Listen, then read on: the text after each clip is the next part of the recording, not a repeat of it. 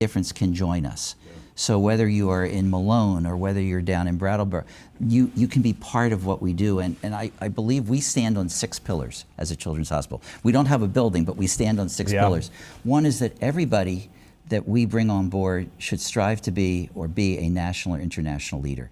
I'm not sure the community understands, for example, that 1,200 neonatal intensive care units send their data to us every day. And when you say, why is Vermont one of the 2 best states in the country for perinatal care? We learn from 1,200 others, and we anchor that program. I had the pleasure of being the editor-in-chief for 16 years of the National Journal of the American Academy of Pediatrics. I'm not here to brag about that, but that's for the people of Vermont and New York, to say that when something happens in children's health, we've got to be there. Number 2, very quickly, was that everybody has to do something in the community. So it's not just serving the community, but what do? We both like baseball. I was the safety officer for the Burlington Little League for my first 10 years. Then I announced at girls ice hockey. and I can go on, but that's real. That puts us in the community. We love taking care of children with a lens of safety and quality. Our safety and quality is top in the country in many areas. We do it with families. I don't know whether you know, we have 45 families that advise us on all of our projects in our children's hospital. That's your viewers all over. It's a diverse group, but we need their input. We focus on wellness and then finally sustainability. I'm about to end 32 years of, like it went like that. But Dr. Judy Schaechter is coming on board, and she's going to sustain the gains and take us onward and upward. And so those 6 things, Brian, all of them have measures and ways to say, are we getting there, have allowed us to grow in a way that meets the needs of the people we serve. You put a face to the name of the Children's Hospital over the years in several ways. One, starting with a radio segment, First with Kids, that started as a radio segment on WOKO. I asked your good friend Dan Dubonnet to give his thoughts on his friend Louis First. Let's take a listen to that. The Energizer Bunny. There's nobody with that much energy that I've ever met in my life. 5 o'clock in the morning, he's texting me what my radio station's doing. Seriously. And he's been a great friend over the years, but the Energizer Bunny, because I don't know how he keeps going without eating vegetables. Thanks, Dan. First with Kids on the radio first.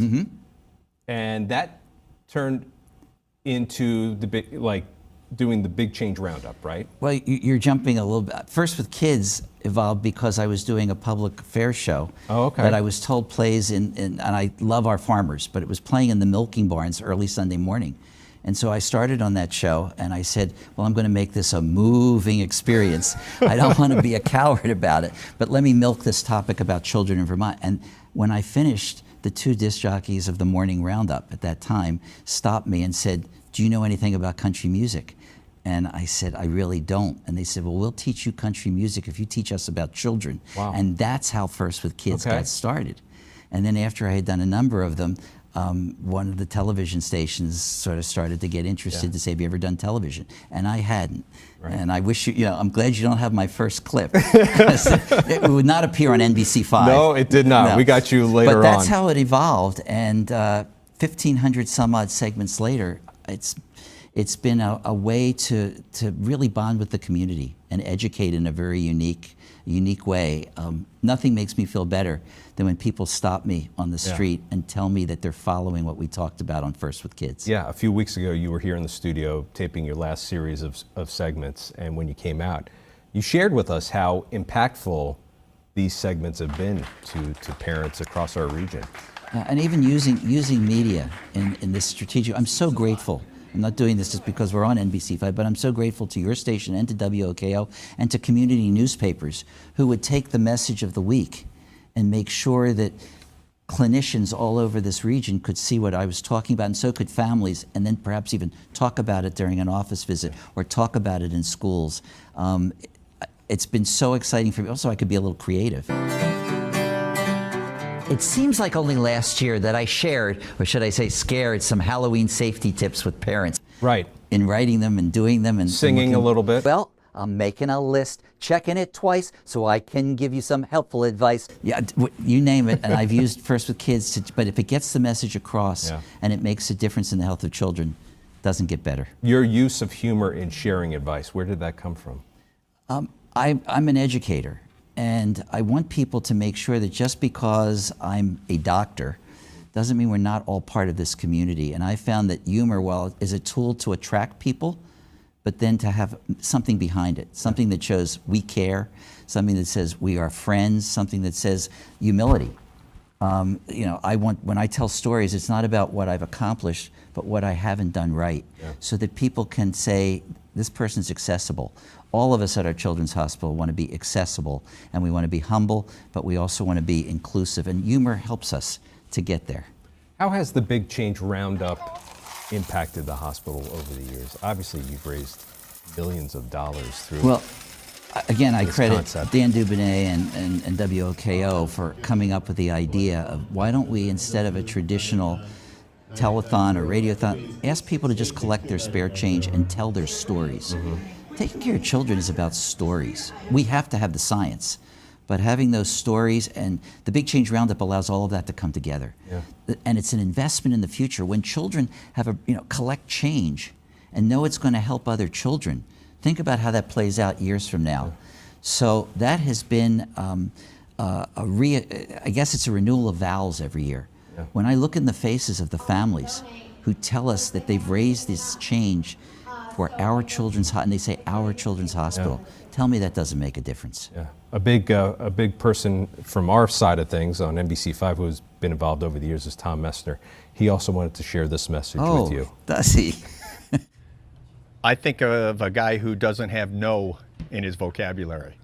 I've never seen a guy do so many things. Everything he's asked to do, he says yes. He never says no. You know, whether he needs to go to work and somebody says, hey, before you go, I've got an issue with my mother-in-law and she has this ailment, he'll ask about it, he'll take the time, he'll do that. If we're collecting toys for kids that I did with everybody over at NBC5 for years, he was there every time. We used to collect on one weekend. Yes, we did. We'd do Plattsburgh one day and South Burlington the next. And the one constant was always you. You would always show up. Well, again, you were doing something. It's a children's hospital without walls. And if you're allowing me the opportunity to educate, then my part of it is let me give back and help collect toys for this community and listen to people. Right. Being a pediatrician, you have to listen and make sure that it's not, I know the right way, it's how can we make your child together thrive in this community. And so standing in the middle of a mall collecting toys, what a great way to meet the people in this community. I love that. When we come back, we get a chance to meet Dr. First's successor. But nationally, he and his team are well recognized. So getting to know the entire team and how special it is here, I kept a interest going on what was happening at UVM for many years. So when the word got out that Dr. Judy Schaechter joins us in studio. How she first met Dr. First many years ago and how she plans to lead the hospital for years to come. That's next.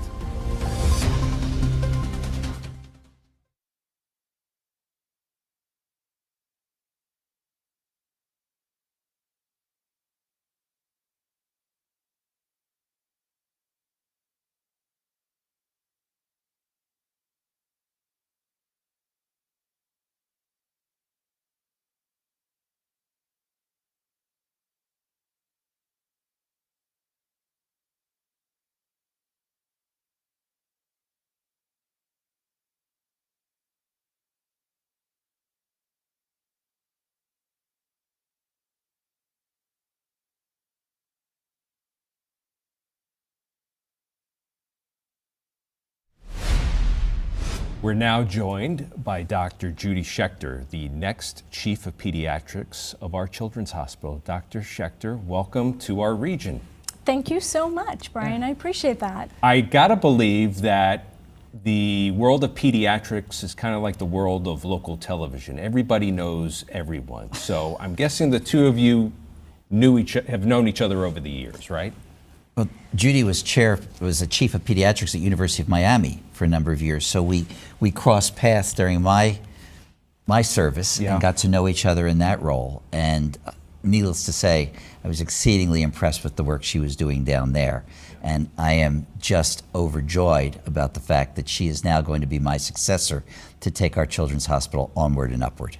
And you were familiar with Lewis's work here? I first met Lewis and was exposed to the phenomena of Lewis first as a resident. I trained at Stanford Medical School, and one of my attendings, one of my teachers, had been trained with him and asked him to come and speak to us, and he was phenomenal. Yeah. From then on, we developed a deeper relationship when I was chair of pediatrics because, as you say, we were in similar circles. Yeah. But nationally, he and his team are well recognized. Yeah. So getting to know the entire team and how special it is here, I kept a interest going on what was happening at UVM for many years. So when the word got out that Lewis was retiring, it immediately piqued your interest and you threw your hat in the ring. It did. I didn't think that this would ever happen. Not that I was waiting for it, but it's a weird thing that I'm going into the job and I still wish he was there because he's that wonderful.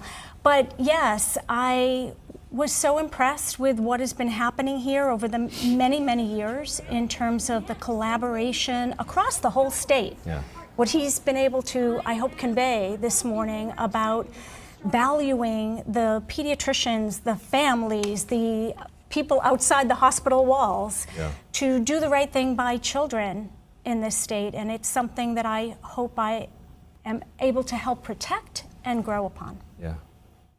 Have you been able to, in the last couple of weeks, work together? I'm sure she's had a lot of questions about how does this work? How does it, about a lot of back and forth between the two of you. I'm just going to say there is a very peaceful transition of pediatric power. Not that we have any pediatric power, but to Dr. Schaechter's credit, she asked if she could come up a month ahead of time to basically spend the month together transitioning this so that nobody feels a bump when we go from June 30th to July 1st. Yeah. And I have to say it is an absolute pleasure to see Judy moving through the community, meeting all of the people at our hospital, at our various campuses, and just winning their hearts and minds to say the Children's Hospital is going to be in great hands. Yeah.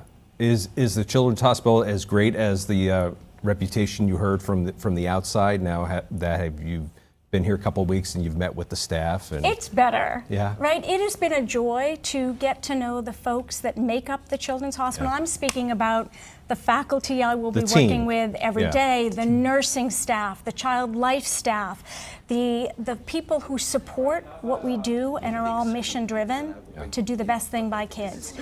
It is a remarkable combination of compassion and care and striving for excellence that do the families of this region really well.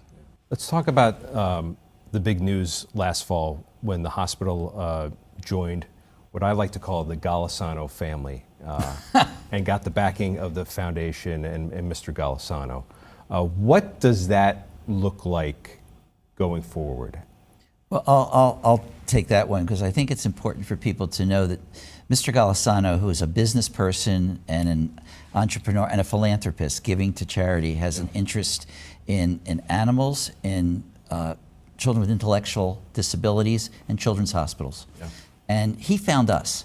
He was looking to say, could I put together a group of children's hospitals that could truly make a difference?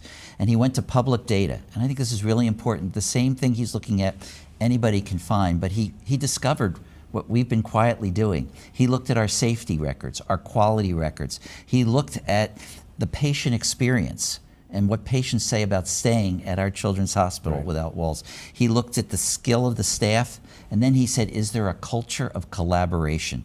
And we just spent a bit of time even this morning talking about that collaboration. And then he wrote a letter to us and said, are you interested in bringing some more change to your hospital that you've always wanted to do in ways that meet the needs of families?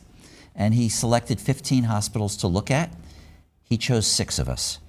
And he made an incredible, he says, what you're doing is so important to the welfare of children.